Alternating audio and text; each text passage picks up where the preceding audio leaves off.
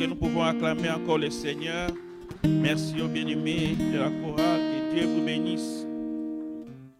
Alléluia. Nous sommes dans la joie d'être dans la présence de Dieu. Nous sommes toujours dans l'environnement de la fête. Hier, nous étions ici. C'était la première édition de la conférence des femmes des foi de Restoration Church. Et les choses se sont bien passées. Est-ce que nous pouvons acclamer pour les mamans? Ah, je disais acclamons pour les mamans. Que Dieu soit loué pour le courage qu'elles ont eu pour organiser cette édition. Que le Seigneur vous bénisse. Qu'il ne soit pas la première, mais qu'il y ait des deuxièmes, des troisièmes, des quatrièmes, et que ça continue à grandir au nom de Jésus. Amen. Je dis particulièrement à toutes les mamans de Restoration Church, toutes celles qui ont participé pour la réussite de cet événement, votre présence en ces lieux, vos contributions, vos prières, que vraiment le Seigneur se souvienne de vous. Amen. Nous étions bénis hier avec Maman Julie Ketty. C'était un message vraiment qui nous a beaucoup aidés et nous croyons que cela a édifié une maman, une famille.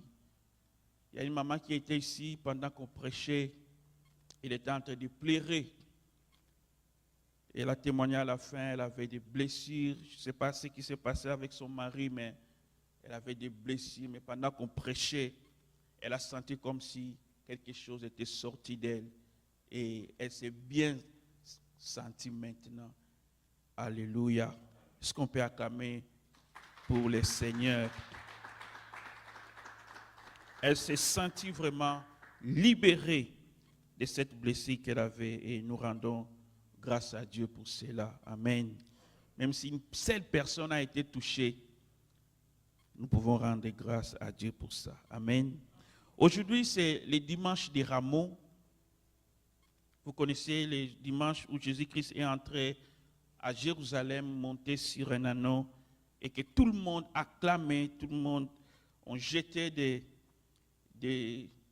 pas des fleurs, mais il y avait des palmiers qu'on jetait sur le chemin, et il est entré comme roi. Amen.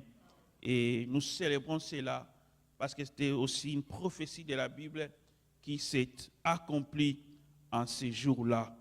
Alléluia. Et je prie aussi que Christ entre encore dans nos vies, dans un domaine particulier, et qu'à cause de cela, nous puissions aussi les glorifier. Amen.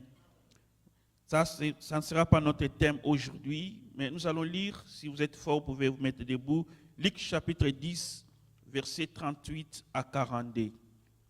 Luc chapitre 10, versets 38 à 42. La Bible dit, comme Jésus était en chemin avec ses disciples, il entra dans un village et une femme nommée Marthe les reçut dans sa maison. Elle avait une sœur nommée Marie qui s'étant assise aux pieds du Seigneur, écoutait sa parole.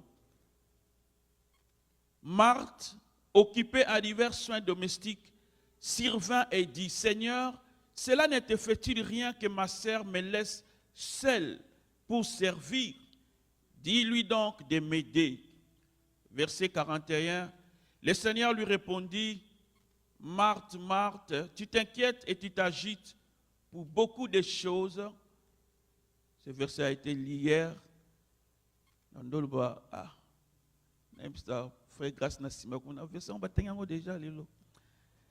Une seule chose est nécessaire. Marie a choisi la bonne part qui ne lui sera point ôtée. Amen. Nous pouvons acclamer le Seigneur. C'était la modératrice qui avait lu ça hier. Gloire à Dieu. Le thème de ce dimanche, c'est choisir la bonne part des points, des attitudes qui affectent l'œuvre de Dieu. Des attitudes à ne pas avoir lorsque nous servons le Seigneur.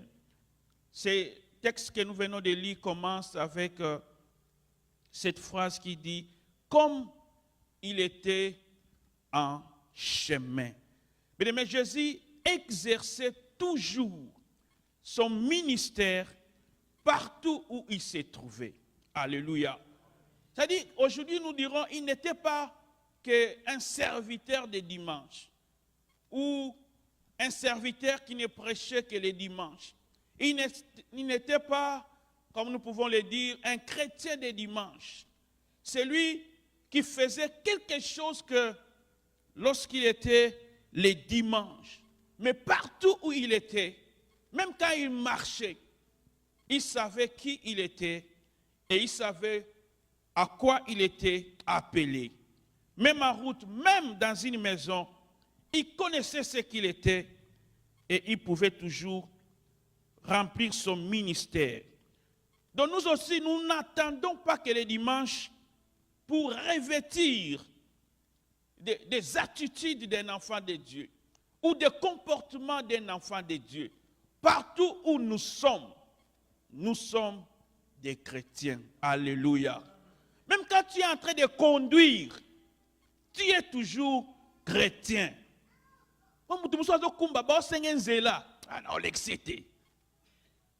Alléluia. Même quand tu es en train de conduire, sois toujours chrétien. Tu es au travail, sois toujours chrétien. Parce que nous ne savons pas, notre comportement peut aussi affecter les autres. Alléluia. La Bible ne nous dit pas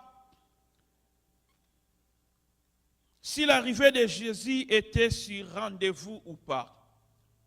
Mais la Bible nous dit simplement qu'il était en chemin avec ses disciples. Lorsqu'il arrive dans ce village, il est entré.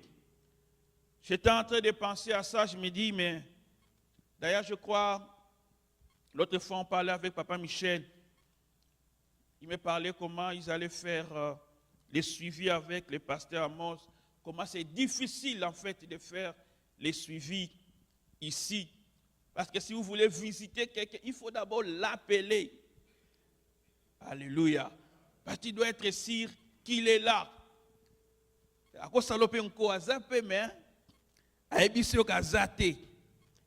Alléluia. À Kinshasa, quand nous allons visiter, nous faisons les suivis. On sait que 90% des chances à Libanda. Mais awa, ce que bengite, ça sera difficile. Mais la Bible nous dit, Jésus est quand même arrivé. Il n'avait pas appelé, il n'y avait même pas de SMS. C'est que nous pouvions dire quand quelqu'un vient chez nous sans appeler, il fallait envoyer ne fût-ce qu'un SMS pour me prévenir. Mais Jésus-Christ est quand même arrivé dans ce village et il est entré dans la maison de Marthe. Et la bonne nouvelle, la Bible nous dit, Marthe l'avait reçu. Alléluia. Il savait qu'il y a quelqu'un dans ce village. J'arrive dans un quartier, tu sais qu'il y a un frère. Pesatambote. Alléluia. Ça fait toujours du bien. Et ça participe à consolider la communion fraternelle. Et si quelqu'un vient te voir, il ne faut pas trouver cela comme un problème. Amen. Nous sommes des frères, pas simplement ici à l'église, mais partout où nous nous trouvons. Amen. Jésus-Christ entre dans la maison de Marthe et la Bible nous dit qu'il était bien reçu par la famille. Mais chaque fois que nous venons à l'église, chaque fois que nous sommes en train d'annoncer la parole de Dieu, nous pouvons dire que c'est comme si Jésus est toujours en chemin pour une personne. Alléluia. Quand quelqu'un est en train d'écouter la parole de Dieu, Jésus-Christ est toujours en chemin et il attend que quelqu'un comme Marie puisse ouvrir ses portes pour les recevoir. Et si nous n'avons pas encore reçu Jésus, c'est la première chose que nous avons à faire. Vous nous suivez, peut-être que vous n'avez pas encore reçu Jésus-Christ dans votre vie.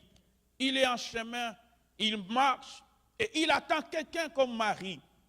Quelqu'un de la famille de Marie qui ouvre ses portes pour les recevoir.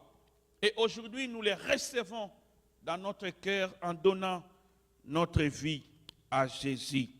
On ne sait pas où s'est trouvé Lazare, lui qui était l'ami de Jésus. On ne sait pas non plus où s'est trouvé les disciples. Parce que la Bible nous dit en chemin, Jésus-Christ était avec les disciples.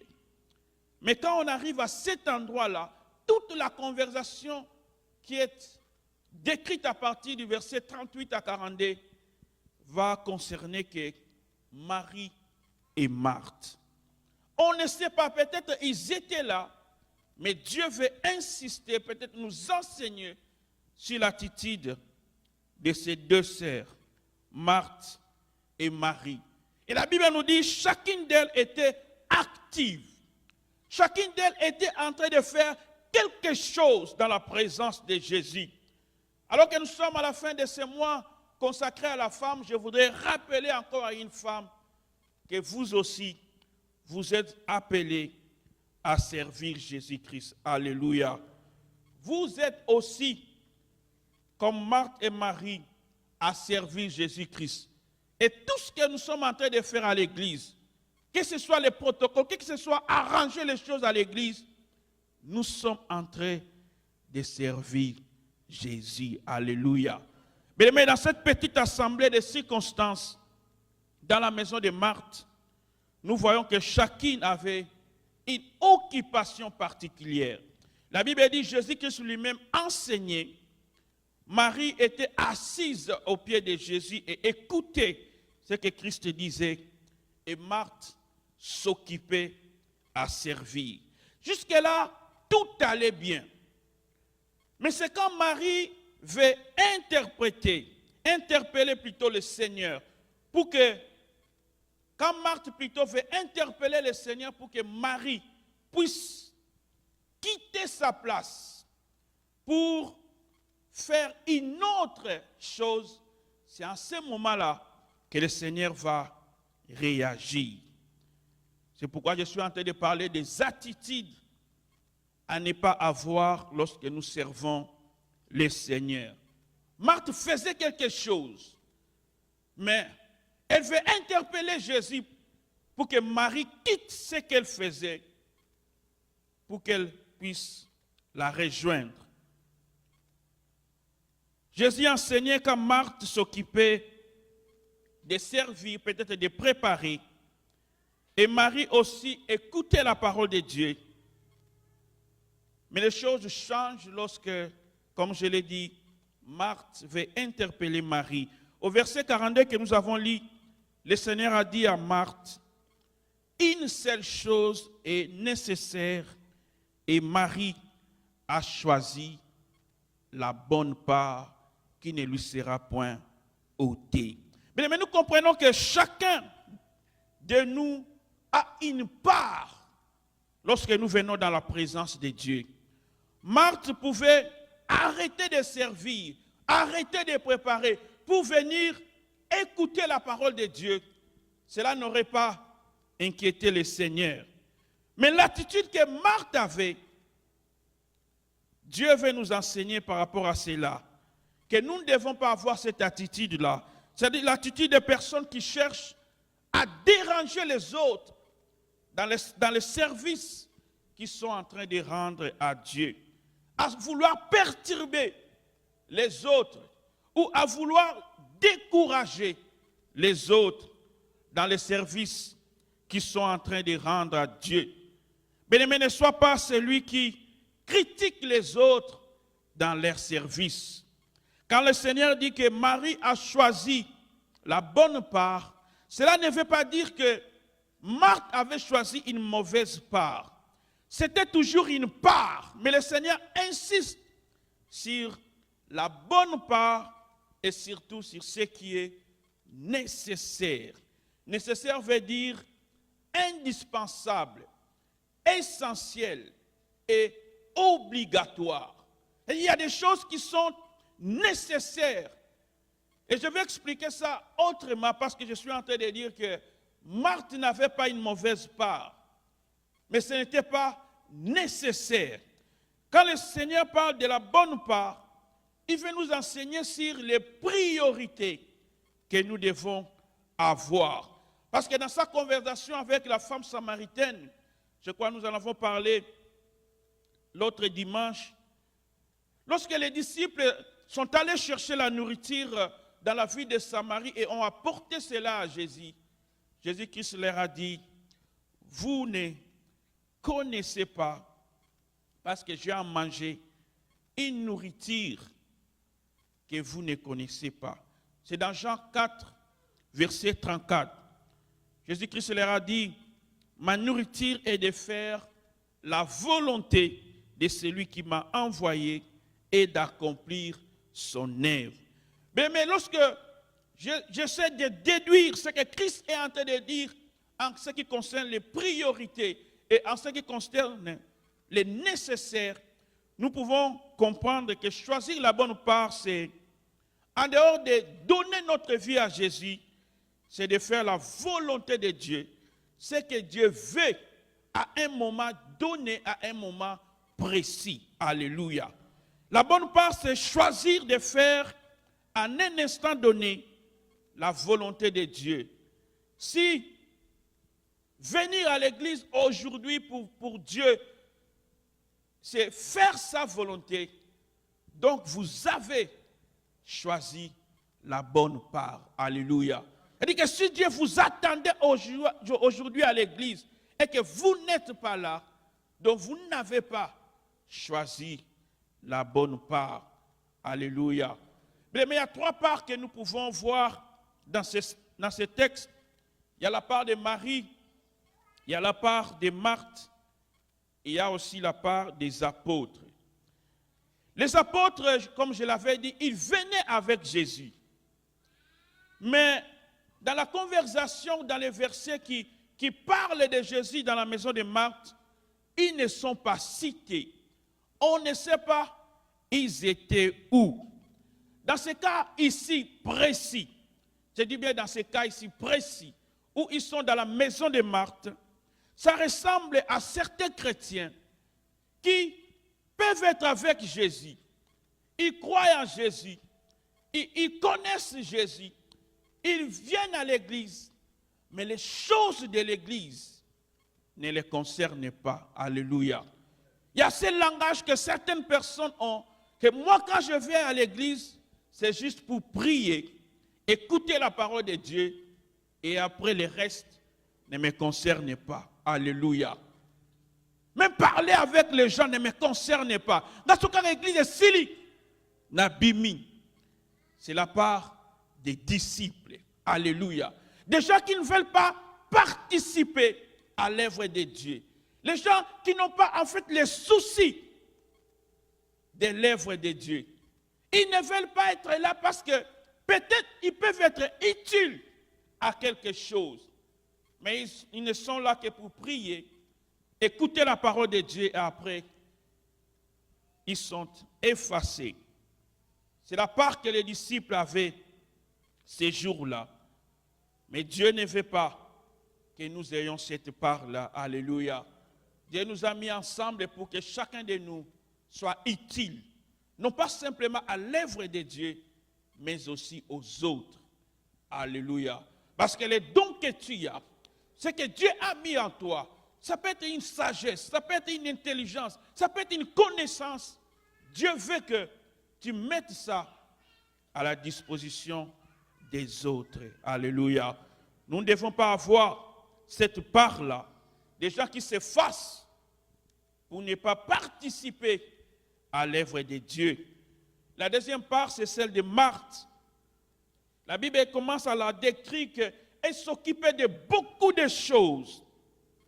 Et par conséquent, elle n'était pas concentrée à ce qui était essentiel. Alléluia. Elle ne pouvait pas écouter la parole de Dieu parce qu'elle occupée à beaucoup de choses. Ça nous arrive tous, surtout dans ces pays-ci. On a du mal à avoir un temps pour Dieu. Alléluia. Ce qui compte d'abord, c'est 40 heures au travail. Quand même on a atteint ça, on veut ajouter encore. Et quand on a atteint ça, on n'est pas content. Et par conséquent, nous sommes occupés à beaucoup de choses. Mais ce qui est essentiel, nous oublions cela. C'est l'attitude que Marthe avait. Christ est en train d'enseigner. Waouh! Quelle personne voudrait rater un enseignement où Jésus est le prédicateur? Et cet enseignement n'est même pas écrit dans la Bible. Qu'est-ce qu'il leur disait? Nous ne savons pas. Mais nous parlons simplement des attitudes que ces femmes avaient ces jours-là. Je crois que Dieu, comme je l'avais dit, veut que nous puissions tirer une leçon par rapport à leur attitude. Donc Marthe est là alors qu'on enseigne, mais elle n'intègre pas la notion de priorité, de ce qui est indispensable à un moment donné. Alléluia. Nous pouvons être à l'église. Le téléphone n'est pas essentiel en ces moments-là. Alléluia. Amen.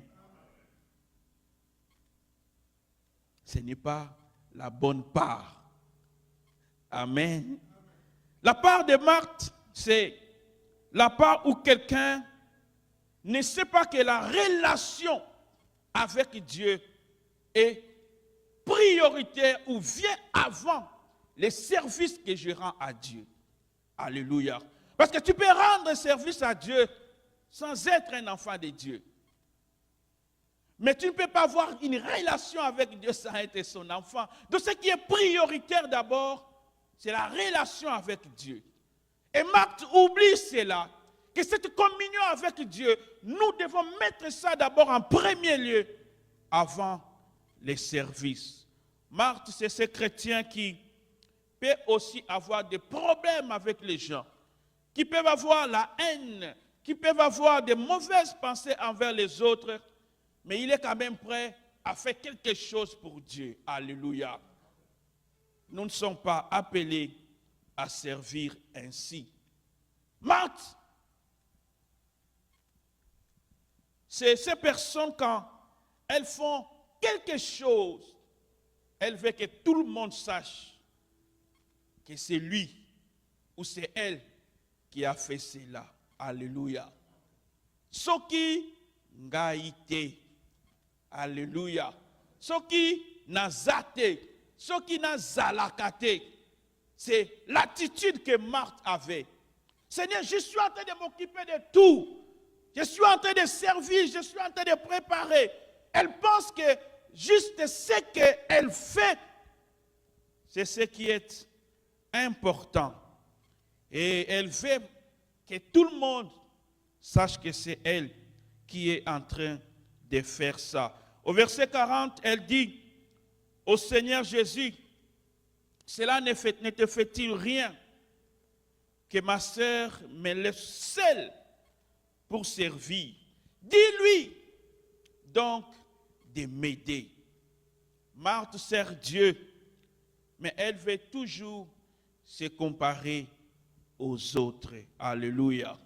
Elle sert Dieu, mais parce que les autres ne font pas la même chose qu'elle, elle est prête aussi à se décourager. Amen. Mais nous ne sommes pas appelés à avoir l'attitude de Marthe, parce que nous tous, nous ne ferons jamais les choses de la même manière. Alléluia. Et nous tous, même si on nous demande tous d'être à la technique là-bas, nous ne ferons pas les choses comme papa, papi. Si on nous demande aussi de chanter ici, nous ne ferons pas comme maman Grace, comme maman Sandra, maman Rachel, frère exaucé. Alléluia. Nous ne ferons jamais les choses de la même manière. C'est pourquoi je ne dois pas m'inquiéter ou me décourager parce que l'autre ne fait pas ce que moi je suis en train de faire ou ne fait pas comme moi je pouvais le faire. Alléluia. Parce qu'à chacun de nous, comme la Bible dit, nous avons reçu des grâces particulières. Alléluia. Même dans la distribution des talents, on n'a pas donné à tout le monde le même nombre de talents. Il y a quelqu'un qui avait 1, il y a quelqu'un qui avait 2, il y a quelqu'un qui avait 5. Donc Dieu nous donne des choses selon nos capacités. Et si tu penses que tu es en train de faire plus que les autres, sache que Dieu te veut comme ça parce qu'il sait que tu as les capacités de les faire. Alléluia. Et pour cela, tu ne dois pas te décourager. Et pour cela, tu ne dois pas abandonner. Oh, moi, j'ai beaucoup fait. Maintenant, je veux un peu me reposer. Non. Nous ne devons pas faire comme Marthe. Alléluia. La dernière chose que nous trouvons chez Marthe, c'est qu'elle veut que tout le monde soit d'accord avec ses priorités. Alléluia. Elle est en train de penser que servir en ce moment-là est prioritaire que même écouter la parole de Dieu. C'est l'attitude que Marthe avait. Elle pense que tout le monde doit être d'accord, que ses priorités doivent s'imposer à tout le monde. Parce que pour ça, elle est même prête à interpeller Jésus. Que Marie laisse ce qu'elle fait pour venir l'aider. Mais bien aimés, nous avons, nous tous, pas les mêmes priorités. Il y a des priorités que Dieu aussi va mettre dans ton cœur. Ça ne sera que tes priorités. Alléluia. Il y a des gens, venir en retard à l'église, c'est un problème. Pour lui, il veut être là avant. Comme maman Marie hier, à 11h déjà, il est à l'église. Ah! Alléluia. Ben maman, grâce maman, 11h. Priorité pour Naïsaki. Aya obongisa déjà biloko avant. Alléluia. Et si maman Maria, ces priorités-là, elle ne doit pas dire que une autre personne a les mêmes priorités. Alléluia. Parce que Dieu met à nous ses priorités selon les capacités et selon aussi notre disponibilité et notre cœur. Alléluia. C'est pourquoi chacun de nous doit faire ce qu'il doit faire selon la mesure de la grâce de Dieu pour lui. Amen. Bien-aimé, le Seigneur a dit à Marie, qui avait aussi une autre part, la troisième part, elle était, la Bible dit, assise aux pieds de Jésus. Et le Seigneur lui a dit qu'elle avait choisi la bonne part, la part qui ne lui sera point ôtée. Elle était là, elle écoutait la parole de Dieu. Mais il y a toujours un temps dans la présence de Dieu où nous avons besoin d'écouter. Je ne parle pas simplement d'écouter la parole de Dieu, mais aussi d'écouter le Seigneur te parler. Alléluia. Même quand tu es en train de prier, à un moment donné, tu dois prendre des petites pauses quand tu parles pour écouter le Seigneur te parler. Moi, il m'arrivait des fois, même quand j'étais encore étudiant, il y a des solutions que j'avais quand j'étais en train de prier. Donc, tu es en train de prier, tu vois une solution pour un exercice. Non, c'est ta prière au Benasani. Et quand nous sommes en train de prier, nous devons être aussi capables d'écouter Dieu. Et c'était ça la part que Marie avait choisie ce jour-là. Bien vouloir écouter le Seigneur. Mais lorsque nous écoutons Dieu, nous devons être attentifs et disposés. Parce que quand nous commençons à écouter, c'est en ce moment-là que Dieu aussi nous parle. Dans 1 Samuel chapitre 3, versets 9 à 10, nous n'allons pas lire ça. Il est question de l'appel de Samuel. La Bible dit, Dieu appelle Samuel. Samuel entend la voix. Mais la Bible dit, il court vers Élie. Il court vers Élie et par conséquent, Dieu ne lui avait rien dit. Alléluia. Et la Bible dit, Samuel, en ce moment-là, ne connaissait pas encore Dieu et la parole de l'Éternel ne lui avait pas encore été révélée. Mais il y a des négligences que nous pouvons avoir. Je ne parle pas de Samuel, il était encore enfant en ces temps-là. Mais pour nous, je disais, il y a des négligences que nous pouvons avoir qui peuvent faire que nous soyons ou que nous devenions difficiles pour écouter la voix de Dieu. C'est parce que nous pouvons être comme Marie, occupés à beaucoup de choses. Nous sommes en train de nous soucier de beaucoup de choses, de penser sur beaucoup de choses, et ça fait que nous ne pouvons pas écouter le Seigneur. Quand Samuel entend la voix, Il court vers Élie. La Bible dit c'est 3 fois qu'il a fait ça. Et Dieu ne lui avait rien dit. Et c'est quand Élie lui dit, va, quand tu entends encore dire, mais voici, parle car j'écoute. Et quand Samuel a dit ça au Seigneur, parle car j'écoute, c'est en ce moment-là que le Seigneur a commencé à parler à Samuel. Mais lorsque nous sommes en train d'écouter même la parole de Dieu, ou nous sommes en train de prier, nous devons être aussi attentifs pour écouter. Parce qu'il y a toujours une différence entre entendre et écouter. Tu peux entendre des bruits, tu peux entendre même des voix, sans écouter quelque chose, ou retenir quelque chose. Donc l'écoute nous demande aussi d'être attentif. Alléluia. Tu peux venir aujourd'hui à l'église, je parlais de beaucoup de choses, mais Dieu peut peut-être te parler juste d'une seule chose, parce que tu as écouté cela. Alléluia. Et c'était la part que Marie avait, assise au pied de Jésus, elle écoutait la parole de Dieu. La parole de Dieu n'aura aucun effet dans notre vie si nous ne sommes pas attentifs pour l'écouter. C'est quand nous sommes prêts à écouter, c'est en ce moment-là aussi que Dieu commence à se révéler à nous. Et Marie était là, assise, en train d'écouter. L'expression au pied a été aussi utilisée par l'apôtre Paul, je crois dans Acte 22, verset 3, où il dit, j'ai été instruit au pied de Gamaliel dans la connaissance exacte de la loi. Donc être au pied de quelqu'un ou assis au pied de quelqu'un voulait indiquer la position des disciples, la position de celui qui accepte d'apprendre de la part de son maître. Et Marie savait que ce qui était prioritaire pour elle en ce moment-là, c'était d'écouter Jésus. Mais je vais conclure en disant que dans la vie, nous sommes toujours devant plusieurs parts, plusieurs alternatives, plusieurs choix qui peuvent être devant nous. Mais le Seigneur, cet après-midi, nous demande de choisir la bonne part. Alléluia. Mais je ne voudrais pas dire, parce que nous sommes à l'église, que la bonne part, c'est seulement venir à l'église ou être présent ici. Mais comme je l'ai dit, la bonne part, c'est savoir quelle est la volonté de Dieu à un moment donné. Alléluia.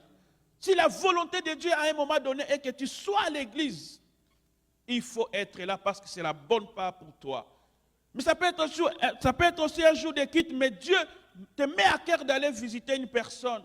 Peut-être prier pour elle, ça peut être aussi pour toi en ce jour-là, la bonne part. Et nous devons apprendre, n'est-ce pas, à écouter pour comprendre la volonté de Dieu, afin que à tout instant nous puissions choisir ce qui est la bonne part. Choisir la bonne part, c'est se poser aussi des questions. Est-ce que ce que je fais maintenant, c'est la volonté de Dieu? Est-ce que ce que je fais maintenant, c'est prioritaire? Alléluia. Que Dieu nous bénisse.